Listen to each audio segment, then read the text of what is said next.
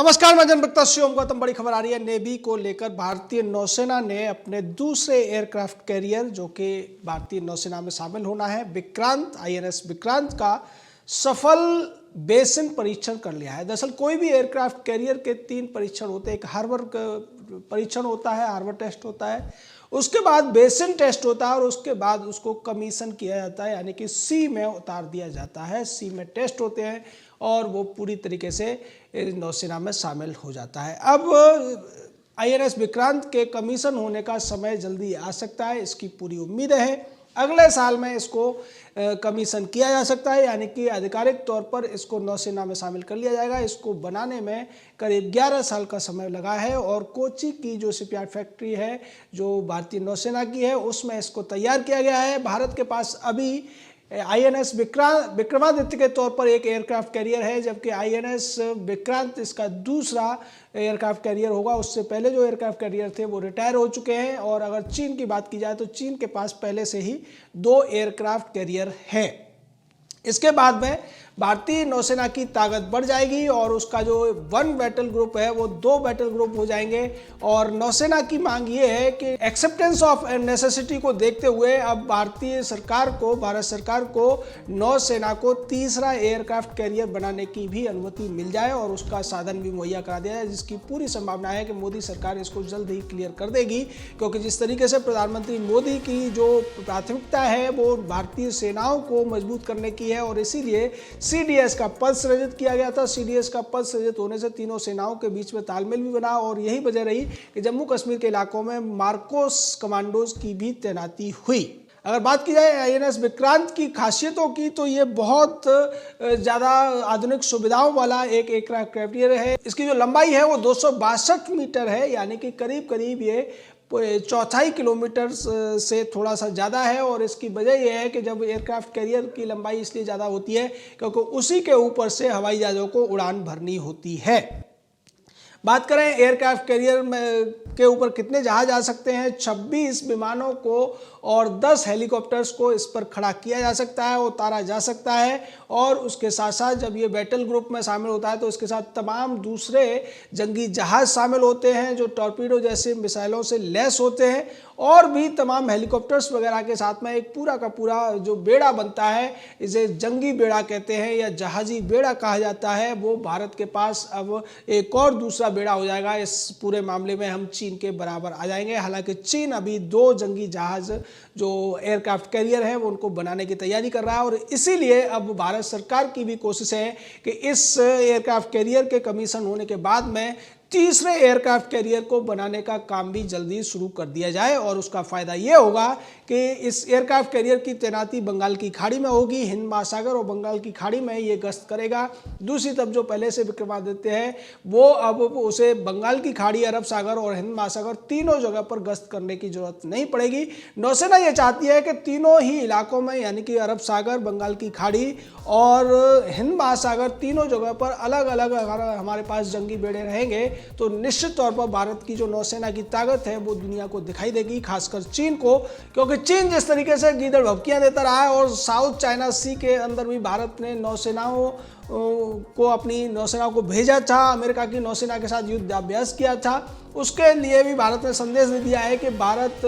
चीन का जो दक्षिणी चीन सागर है उसमें किसी भी तरीके का दबदबा स्वीकार नहीं करेगा और अगर चीन कोई बेजा हरकत करता है तो उसका जवाब देने के लिए वो अन्य देशों की सेनाओं के साथ मिलकर, नौसेनाओं के साथ मिलकर चीन से जंग भी करेगा। इसके संकेत भारत ने तभी दे दिए थे जब भारत ने एक क्वाड बनाया था। जापान, ऑस्ट्रेलिया, अमेरिका और भारत का जो क्वाड बना है वो भी दक्षिण चीन सागर में चीन के जो विस्तारवादी नीतियां चल रही हैं उनको रोकने के लिए है। और जिस तरीके से अब भारत की तीनों सेनाएं, नौसेना, वायुसेना और थल सेना आधुनिकतम हथियारों का इस्तेमाल बढ़ा रही हैं और आधुनिकतम हथियारों की खरीद के साथ साथ देश में बने हुए हथियारों का भी इस्तेमाल कर रही है। एक और बड़ी बात यह है कि ये जो एयरक्राफ्ट कैरियर पहली बार भारत में बना है, क्योंकि इससे पहले भारत को दूसरे देशों से एयरक्राफ्ट कैरियर खरीदने पड़ते थे।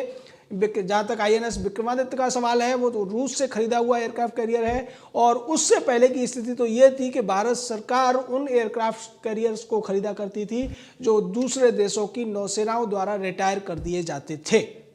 लेकिन आज स्थितियां बदल चुकी हैं और जो लक्ष्य रखा गया था 2023 तक इस एयरक्राफ्ट कैरियर को नौसेना में शामिल करने की बात की गई थी, लेकिन अब ये उससे 1.5 से 2 साल पहले ही नौसेना को मिल जाएगा। और अगर कोरोना की महामारी न आई होती तो शायद ये उससे भी पहले नौसेना के अंदर कमीशन हो सकता था, क्योंकि आज जो खबर हम आपको दे रहे हैं कि जो बेसिन ट्रायल हुआ है, बेसिन टेस्ट हुए हैं, ये बेसिन टेस्ट अप्रैल मई में हो जाने थे, लेकिन कोरोना की वजह से इनको टाल दिया गया और 6 महीने का डिले इसकी वजह से हुआ। अगर ये पहले हो जाते तो शायद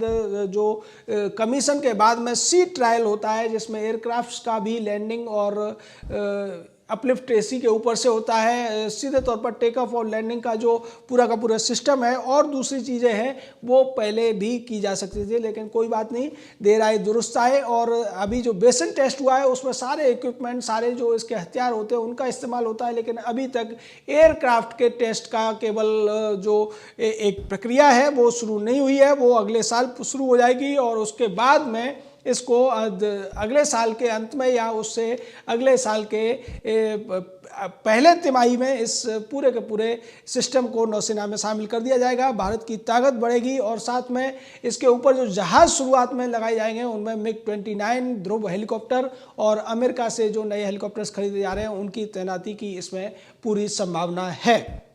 तो एक देश के पास में जो सबसे बड़ी ताकत होती है उसकी सेनाएं होती हैं और सुरक्षा के लिहाज से सेनाओं की मजबूती हमेशा किसी भी सरकार के लिए प्राथमिकता होनी चाहिए। यही बात मोदी सरकार पिछले 6 साल से दिखाने में लगी हुई है और यही वजह रही कि INS विक्रांत के निर्माण कार्य को भी तेजी देने की कोशिश की गई और ज़्यादा से ज़्यादा आधुनिकतम मशीनें, आधुनिकतम टेक्नोलॉजी इसमें लगाने के लिए कोशिश की गई और उसी का नतीजा है कि आज INS विक्रांत अपने दूसरे टेस्ट में पास हो चुका है और तीसरे टेस्ट के बाद इसको विधिवत तौर पर भारतीय नौसेनाओं में शामिल कर लिया जाएगा। और संभावना ये भी जताई जा रही है कि INS विक्रांत के ऊपर राफेल जैसे आधुनिक जहाज़ों को भी तैनात करने की कोशिश की जाएगी, क्योंकि इसके मुकाबले में जो चीन है, चीन के पास में जो एयरक्राफ्ट कैरियर है वो अपने आधुनिक विमानों को उस पर उतार सकता है और यही भारत उसको जवाब देने के लिए। तो आने वाले समय में ये कोई बड़ी चौंकाने वाली बात नहीं है, क्योंकि अभी जो MiG-29 की बात की जा रही है, हो सकता है कि सुखोई और राफेल जैसे विमानों को भी इस एयरक्राफ्ट कैरियर के ऊपर तैनात करने का मौका भारत को मिलेगा, चूंकि अभी राफेल की जो सप्लाई है वो धीरे धीरे हो रही है और हो सकता है कि जब तक ये INS विक्रांत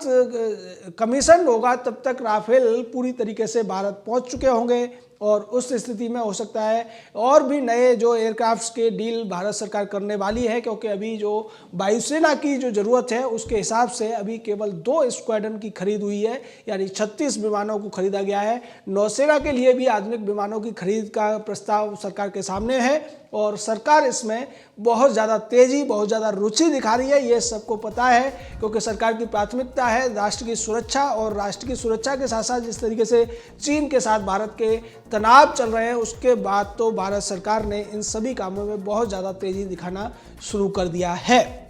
उसी तेजी का नतीजा है कि जो एयरक्राफ्ट कैरियर भारतीय नौसेना को 2 साल बाद मिलने का लक्ष्य रखा गया था, लक्ष्य ये रखा गया था कि 2023 तक भारतीय नौसेना को पूरी तरीके से एक दूसरा एयरक्राफ्ट कैरियर मिल जाना चाहिए, लेकिन उस लक्ष्य को नौसेना की जो शिपयार्ड कंपनी है, नौसेना है और नौसेना के जो इंजीनियर्स हैं उसने 1.5 से 2 साल पहले पूरा करने का अपना जो संकल्प था उसको वो पूरा करते हुए दिख रहे हैं और इसको लेकर भारत के तमाम लोग सोशल मीडिया पर भी नौसेना को बधाई दे रहे हैं। नौसैनिक भी खुश है कि चलो अब उन्हें एक और जंगी जहाज मिल गया है। अब भारत अपने दोनों ही पक्षों अरब सागर या बंगाल की खाड़ी में एक एक जंगी जहाज आसानी से खड़ा कर सकता है और ज़रूरत पड़ने पर इन दोनों जहाज़ों को हिंद महासागर में भी तैनात किया जा सकता है। तो निश्चित तौर पर यह एक अच्छी बात है, फख्र की बात है और सीधे तौर पर यह चीन के लिए एक करारा झटका है जो अपनी नौसेना को बहुत ज़्यादा मजबूत मान रहा था। चीन के साथ में अगर भारत का कोई नौसैनिक युद्ध होता है तो उसमें जैसा कि क्वाड का समझौता हुआ है, जापान, ऑस्ट्रेलिया, अमेरिका की नौसेनाएं भी भारत के साथ आएंगी। अमेरिका की नौसेना के साथ भारत की नौसेना ने सम्मिलित युद्धाभ्यास किया है, उससे भी चीन की नींद उड़ी हुई है। चीन अब सकते में है कि भारत न केवल अपनी थल सेना को बहुत ज़्यादा आधुनिक बना चुका है बल्कि वायुसेना को मजबूत करने में लगा हुआ है और उसके साथ साथ नौसेना के बारे में जो नई खबर आई है वो भी चीन के लिए चिंताएं बढ़ाने वाली हैं।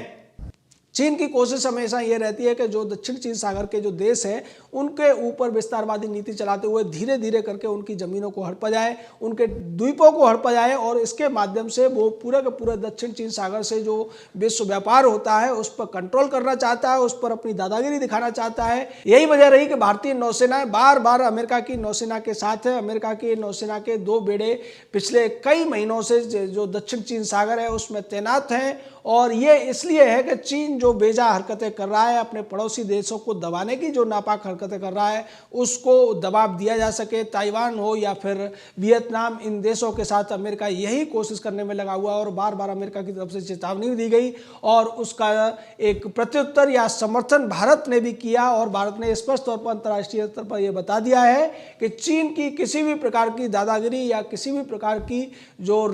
विस्तारवादी रणनीति है उसको दक्षिण चीन सागर में भारत किसी भी हालत में सफल नहीं होने देगा। और अगर चीन हिंद महासागर या दूसरे जो भारतीय इलाके हैं वह घुसने की कोशिश करेगा तो उसको उसी की भाषा में बेहतरीन तरीके से मुंह तोड़ जवाब भी दिया जाएगा। जय हिंद, जय भारत।